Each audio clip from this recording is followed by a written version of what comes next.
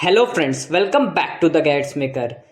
तो आज से हम एक नई जर्नी की शुरुआत करने वाले हैं जो कि होने वाला है हाउ टू ESP8266। जी हाँ, बिल्कुल सही सुना आपने।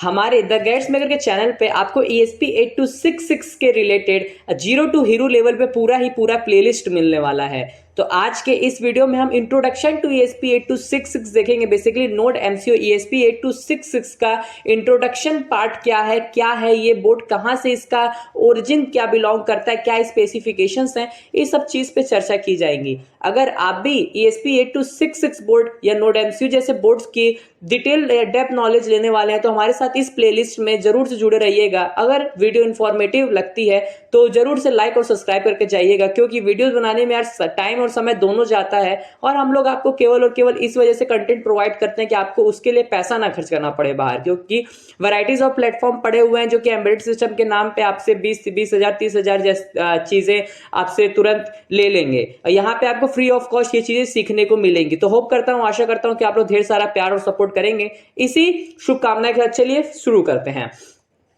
तो सबसे पहला सवाल जो हमारे मन में आता है कि हमारे पास आर्डिनो जैसे माइक्रो कंट्रोलर थे तो हम ESP8266, ESP32 या वैसे कोई डेवलपमेंट बोर्ड की तरफ क्यों जाएं।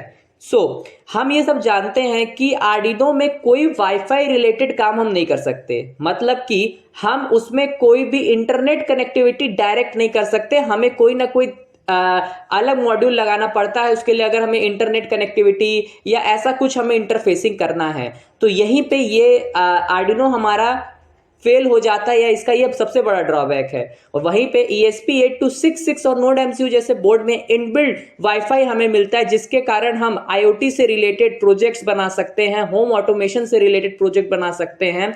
हम अपने मोबाइल फोन से कोई भी अप्लायंस को नोड MCU या ESP8266 के द्वारा स्विच ऑन स्विच ऑफ कर सकते हैं। मैटर ये नहीं करता है कि हमारी क्या रेंज है। अगर मैं यूपी में बैठा हूं तो मैं तमिलनाडु में लगा हुआ LED बल्ब ऑन ऑफ कर सकता हूं। बस शर्त यह है कि हमारा ESP8266 हमारे वाईफाई नेटवर्क से कनेक्टेड होना चाहिए और उसके साथ वो लोड कनेक्ट होना चाहिए और हमारा वाईफाई हमारा फोन उस क्लाउड के साथ कनेक्टेड होना चाहिए। तो ये एडवांटेजेस है ESP8266 का। तो अभी हम लोग ने सिंपल छोटा सा कन्वर्सेशन किया कि आर्डिनो और ESP8266 में मेजर डिफरेंसेस क्या हैं, क्यों ESP8266 ज्यादा जरूरी है आर्डिनो के रिस्पेक्ट में। आर्डिनो बिगिनर्स लेवल के लिए बहुत अच्छा माइक्रो कंट्रोलर है। अगर आप आर्डिनो को नहीं सीख रहे हैं, डायरेक्ट ESP8266 पे जा रहे हैं, तो आपको सबसे पहले आर्डिनो पे जाना जरूर से चाहिए, क्योंकि उसी की प्रोग्रामिंग टेक्निक्स हम ESP8266 में भी इस्तेमाल करेंगे।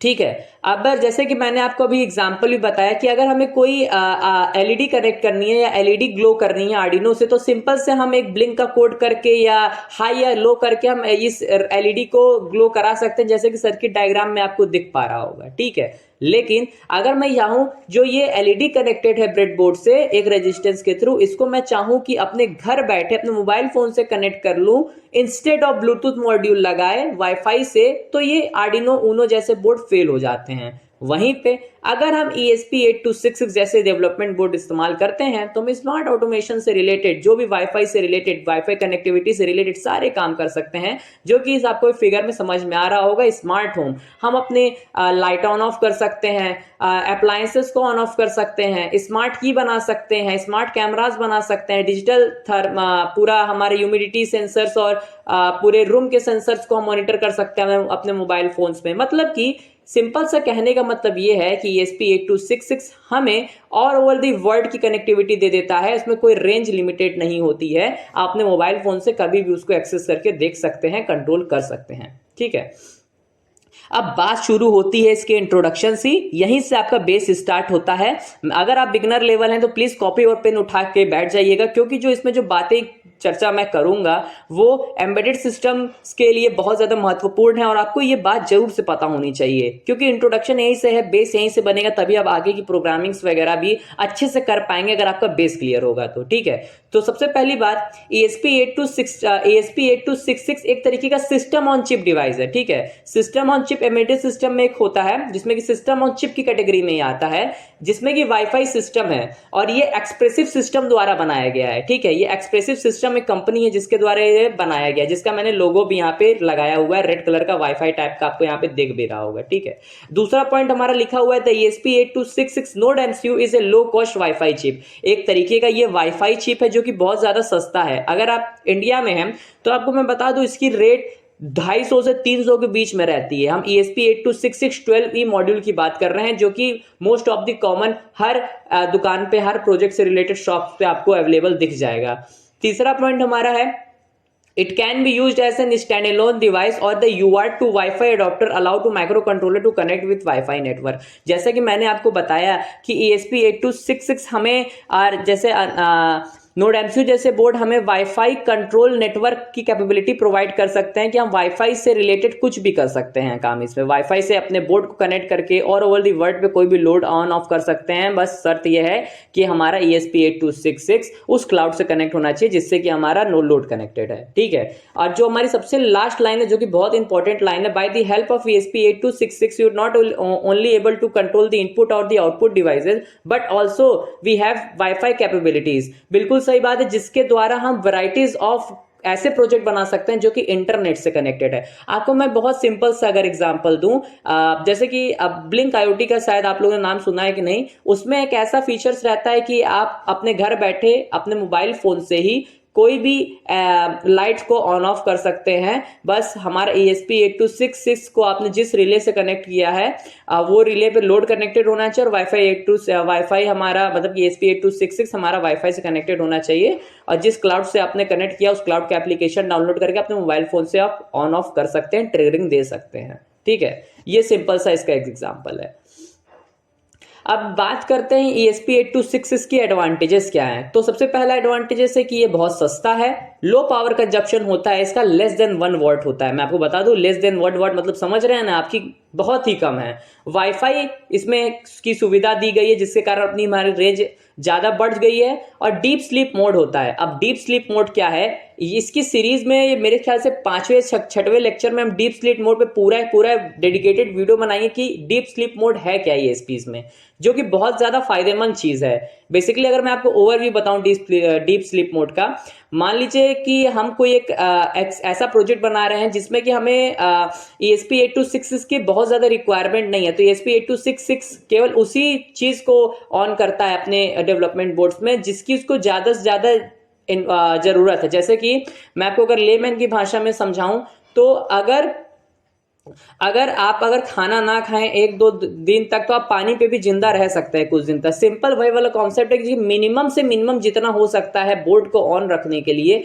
बस वो उतना ही कंजप्ट करता है। इसको हम बोलते हैं डीप स्लीप मोड। अब डीप स्लीप मोड में जाना कैसे है और वापस बोर्ड को लाना कैसे है डीप स्लीप मोड में, ये सब की भी चर्चा हम आने वाले लेक्चर्स में करेंगे। और सबसे इंपॉर्टेंट बात है कि कंफर्टेबल है ये आर्डिनो प्रोग्रामिंग लैंग्वेज है, मतलब कि अभी तक जो भी प्रोग्रामिंग आप कर रहे थे आर्डिनो IDE पे, सेम प्रोग्रामिंग आप ESP8266 पे भी कर सकते हैं। केवल सिंपल सी बात है कि पिन के कॉन्फ़िगरेशन चेंज करना पड़ेगा। यहाँ पे digital 13, digital pin 2, digital pin 3, digital 0, A0, ये सब चीज का कॉन्फ़िगरेशन केवल चेंज होगा, बाकी प्रोग्रामिंग टेक्निक सेम होंगी। ठीक है, अब अगर LED को ऑन या ऑफ करना है तो हम हाई और लो डिजिटल राइट्स वाले ही फंक्शन से करेंगे, सिंपल सी बात है ये हमारा। और एडिशन बात ये है कि कंफर्टेबल होता है ये माइक्रो पाइथन लैंग्वेज के साथ भी ये कंफर्टेबल होता है, इसके साथ भी इसकी कोडिंग हम कर सकते हैं।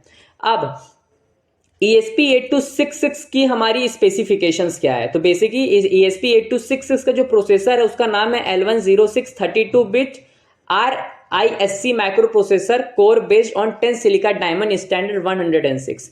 तो बेसिकली L106 32-bit की एक माइक्रो प्रोसेसर चिप है जिसपे कि ये बेस्ड है और ये है 10 सिलिका के डायमंड स्टैंडर्ड पे बेस्ड, जो कि हमारा 80 मेगाहर्ट्ज से और 160 मेगाहर्ट्ज पे रन करने के लिए कैपेबल है। और यहीं पे अगर आप अपने आर्डिनो से कंपेयर करेंगे तो उसमें क्रिस्टल ऑसिलेटर कितने मेगाहर्ट्ज का लगा रहता है, 16 मेगाहर्ट्ज। तो आप यहाँ पे समझ सकते हैं कि स्पीड भी हमारी कितनी ज्यादा है ESP8266 बोर्ड की या ESP से रिलेटेड बोर्ड की एज कंपेयर टू आर्डिनो।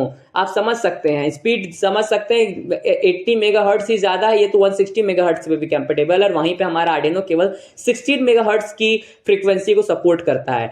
देखिए, फ्रीक्वेंसी का मेन रोल इसीलिए है कि हम जानते हैं कि हमारा जो फ्रीक्वेंसी है वो इन्वर्सली प्रोपोर्शनल होता है हमारे टाइम पीरियड पे। जो जितनी ज्यादा फ्रीक्वेंसी होगी उतना कम हमें टाइम लगेगा, ठीक है। तो सिंपल सी बात यह है कि उतना ज्यादा प्रोसेसिंग हमारी फास्ट होगी।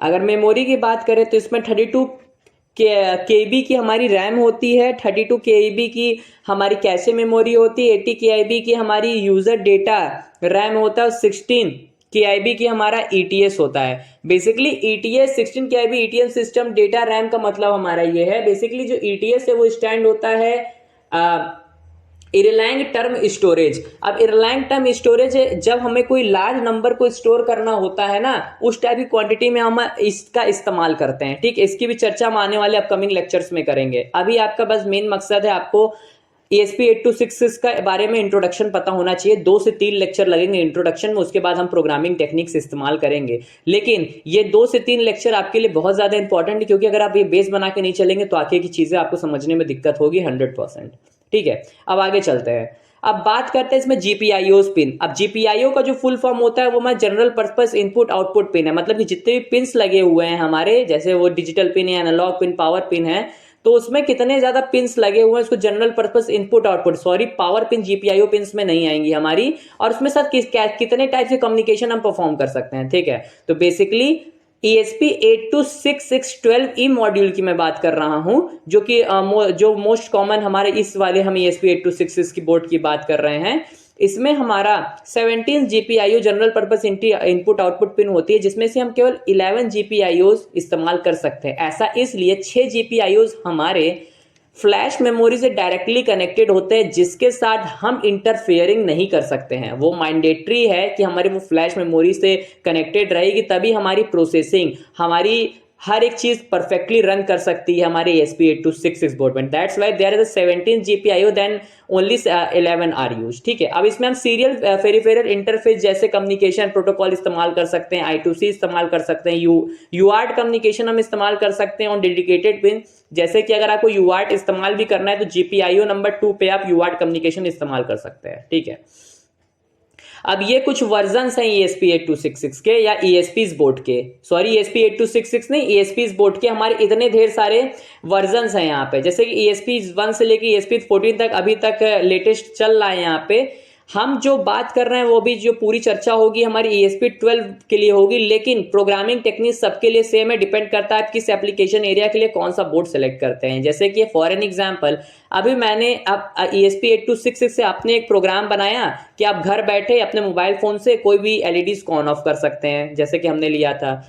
अगर वो आपका फाइनल हो गया है, मतलब कि अब अपने डेवलपमेंट बोर्ड पे आपने वो चीज चेक कर ली, अब आपको उसको प्रोडक्ट के रूप में उतारना है या उसमें कोई चेंजेस नहीं करना है, तो आप ESP01 लीजिए, उसके साथ इसका प्रोग्रामर लीजिए या आर्डिनो से इसको प्रोग्राम करिए और उसमें पर्टिकुलर ये चीज चढ़ा के उसको आप फिक्स कर दीजिए एक बार। मतलब कि फाइनल प्रोजेक्ट के लिए जिसमें भी कोई भी अब चेंजेस नहीं करने, उस सब के लिए चिप्स से रिलेटेड ESP01, ESP02, इसमें आप डायरेक्टली USB के थ्रू प्रोग्रामिंग नहीं कर सकते, आपको प्रोग्रामर की जरूरत पड़ेगी एक्सटर्नली, तब जाके ये सब प्रोग्राम होती है, ठीक है। चाहे ESP12, अब देखिए ये जो ESP12 है, ये देखिए अगर मैं आपको पिछले से मिलाऊं, ये ESP12 आप लोग यहाँ पे इस फिगर में देखिए, और ये ESP12 ये देखिए लगी हुई है ना इस पे।